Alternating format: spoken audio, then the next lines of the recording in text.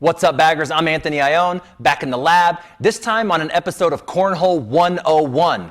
Cornhole 101 will be a library of quick-to-the-point content for newer players out there to the game, targeting the basics of rules, regulations, terms, and gameplay. We'll kick the Cornhole 101 series off with the first thing you need before starting cornhole gameplay: equipment. And today, we're going to walk through cornhole boards. Please note, everything mentioned today follows ACL rules and regulations. Check with your tournament director if playing in non-ACL sanctioned tournaments. All right, coming in here close, check it out. Competition level boards must be made of wood, and they're going to have a smooth finish on that top coat. 2 foot by 4 foot on your width and length, plus or minus a quarter of an inch. You're going to have a 6-inch diameter hole, plus or minus an eighth of an inch. And when we say plus or minus, that means it could be that much small or large. So with the hole, it could be an 1/8 inch small, an 1/8 inch large, but it has to fit into that envelope, and is located 9 inches here off that top edge. So dimensionally, the board is held within tight tolerance.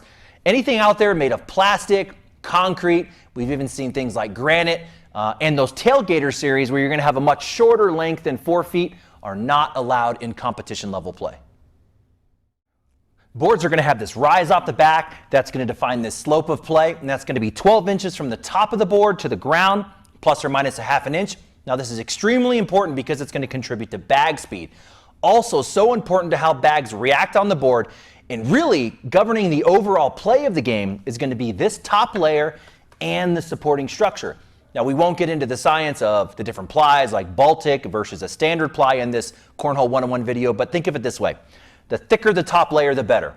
And you got 2 choices to be compliant: 3/4 inch, 1/2 inch.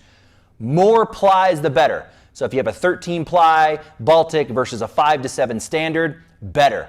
This supporting structure under here, you got to have it.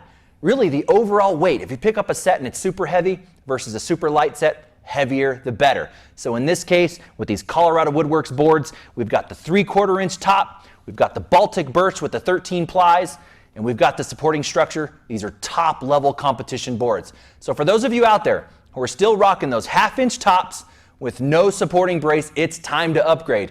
In fact, these boards are non-compliant to competition level play. So what ends up happening is these types of boards end up being trampolines for all those elite baggers out there that throw perfectly flat bags.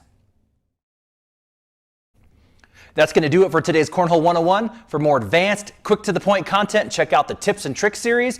And for a more invested, deep dive into technique, strategy, and analysis, check out the series titled Cornhole Science. All the content can be found out there on Cornhole Science Facebook page, as well as the Cornhole Science YouTube channel.